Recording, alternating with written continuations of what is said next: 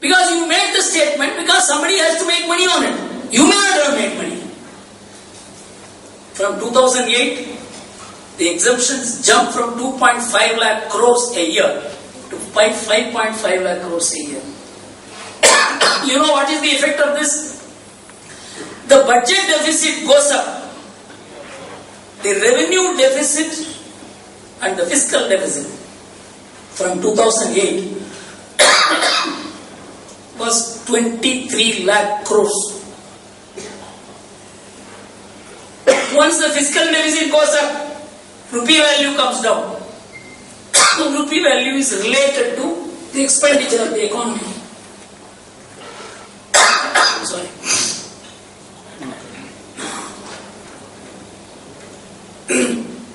If your company makes losses, your share values come down.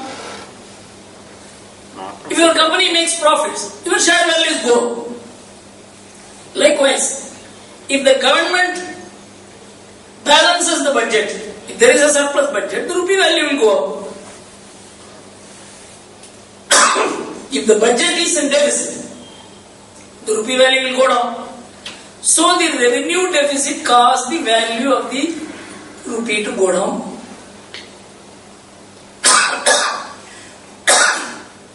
And the revenue deficit was caused by reduction in taxes.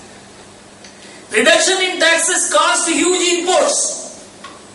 Because of imports, current account deficit occurred. That also pushed down the rupee value. Double effect.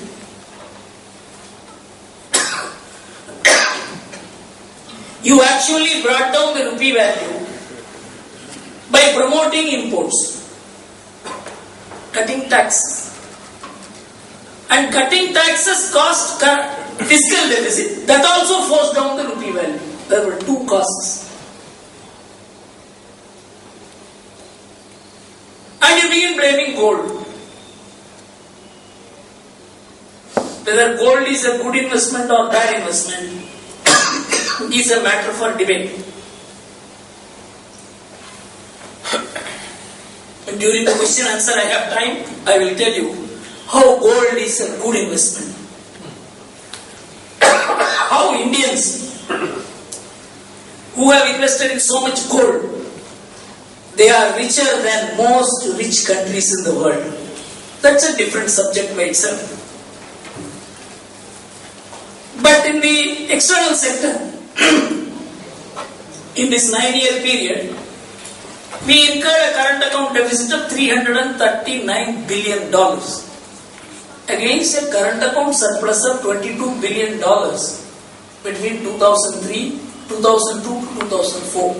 So you can understand how this, in fact, Chidambaram, in his budget speech of July 2004, when he took over as finance minister, he praised the previous government for leaving a strong external sector behind, which was never the case in India. No finance minister had the luxury of the external sector being strong by the new government, because no government in India built an external surplus except the NDA government.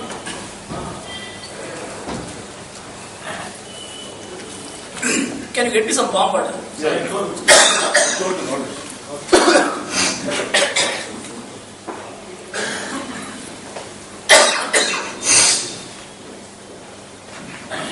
So I told you, in the external sector we had a deficit of $339 billion. They said because of foreign investment being low, our external current account deficit has gone up. Current account deficit has not gone up because of lesser foreign investment. The amount of foreign investment you needed for bridging a huge current account deficit was not there. The difference is, it is not that you are getting X amount of foreign deficit and foreign investment that has come down. No. The foreign investment that you were getting was coming and it was even increasing. But your deficit increased so fast, so much, that the foreign investment did not match. Another thing, you don't bring in foreign investment to bridge deficit in current account. You bring in foreign investment for development. You are told foreign investment is needed for development. But actually foreign investment was brought in only to bridge the reckless import which caused current account deficit. Now I will tell you how the current account deficit was financed. You know, our carpenters, our masons, our clerks, our IT people who go out, they send money to India. This happens only in India. Because in India there is family. People take care of their parents, people take care of their family needs, people take care of the education of the children, brothers, sisters, marriage. We are a relation-based society. And the amount of foreign remittances that came into India in 9 years was $335 billion. Unheard of. In the current year, it is $70 billion. It is after eating that $70 billion, you are producing a deficit of $70 billion this year. You can't find a more reckless government. And you frame policies based on economic theories which are designed in societies which have no relationship as the basis. It is all contract-based societies. Household is based on contract. Neighborhood is based on contract. Business is based on contract. Husband and wife relationship is based on contract. As a result of which, 55% of the first marriages end in divorce in America. If somebody has some desire to marry, the 67% of the second marriages end in divorce. If somebody has still a lacking desire to marry, 74% of the third marriages end in divorce. 41% of the babies born in America are born for unwed mothers. 21% of them born for school-going children. The figure in England is more, 47%. 22% of the babies born in America are for school-going teenage children. Marriage is failing as an institution. Relationships have collapsed. Parents are not being taken care of by the children. Nobody is educating the child beyond the primary level or secondary level. At 14, a son or a girl, maybe not a girl, but a boy is actually asked to go out of the house and live separately. This is the model there, because of which nobody takes care of the parents. The parents have to be taken care of by the government. Nobody takes care of the unhealthy people. They have to be taken care of by the government. Nobody takes care of the unemployed people. They have to be taken care of by the government. Family obligations have been nationalized. And business has been privatized. Water supply, roads, bridges, because it is a necessity. You know the amount of money that the government spends on social security. They are provided for social security. The current value of the future social security obligation which the government has taken is $104 trillion in America. The GDP is only $16 trillion. If there is any time bomb ticking under the American economy which can cause a devastating effect for America and for the whole world, is this. In India, the picture is different. In fact, when there was a government with which I could carry on a dialogue, we had a discussion. And one of the advisors of the government, a person by the name Kumar Bhattacharya, you must have heard his name, he was Warwick University professor, and he was the advisor to Margaret Thatcher and his privatization. And he is advisor to South Africa, Malaysia, and he had come to advise the government of India. And we had come together in corporate consultancy. He was the advisor to TVS, and I am also an advisor to TVS. So we used to work together. He told me there were officials and the ministers of the government of India sitting in that discussion. He said, Guru, you should not oppose privatization in this country. I said, Kumar, I am not opposing privatization. I am opposing certain kind of privatization. Take for instance railways. You can never privatize it. How many of us know the railways transports the whole of Asia every day, the whole of Australia every day? This kind of massive 2.5 crore people being shifted from one end to the other it is not possible by any corporate. It requires a special institution to be run by law. Indian postal system is one of the cheapest in the world. It's a massive system. In fact, when I was talking to the GPO in Chennai in 1993 or 94, they had invited me. I said, no, what an amount of efficient postal system you are running. You know, money order service is one of the most honest services. There has never been any stealing in money order. It links more than 4 lakh villages. This is monetary inclusion. When I mentioned all this, the ladies wiped out their tears.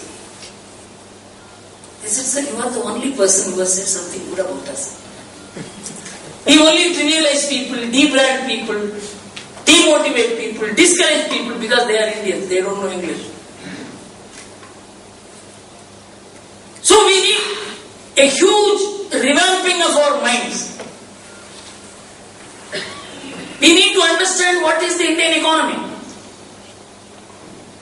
If there is anyone who has cooked up the Indian economy, it is this government which allowed this $587 billion of capital goods.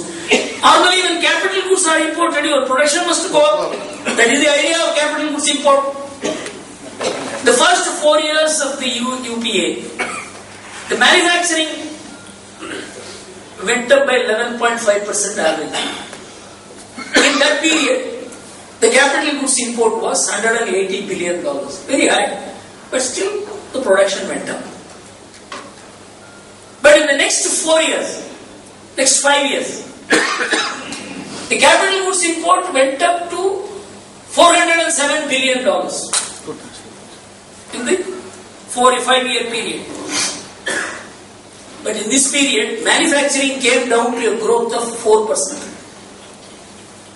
When the capital goods industry imports more, it is supposed to produce, it did not produce. Which means people were importing not for producing, but for taking kickbacks. This is what happened.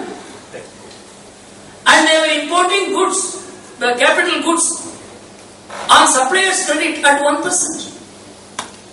There was encouragement by way of interest rate, there was encouragement by way of tax benefit, they are encouraging imports by way of tax cuts.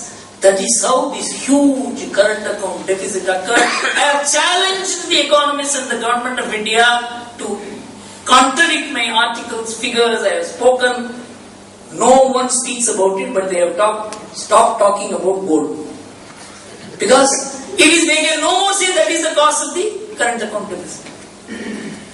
If the capital account imports is brought down by $20 to $30 billion a year, Indian economy will have no problem at all. In fact, the Indian economy will grow. The capital goods sector slided by 10% in 2012, 11, 12 and 12, 13. What surprised me is, after I wrote these articles, many top industrial groups of India tried to reach me. Actually, day after tomorrow I am going to address a very large company and its executives because they are very insistent that I should come and talk to them. As to how these things missed their eyes, it's all available on computer. It's all in internet, it's in RBI's website. It is there in Commerce Ministry's website. And the government of India must be having this in their computers.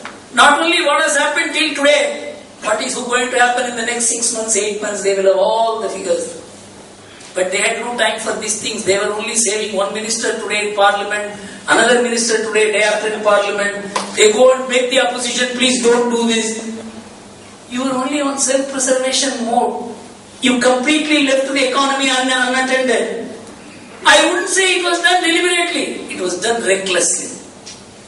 Nobody was bothered about India. Indian economy is needlessly in problem. The Indian economy has been strengthened by the families, very responsible families. The women of India have saved this country. This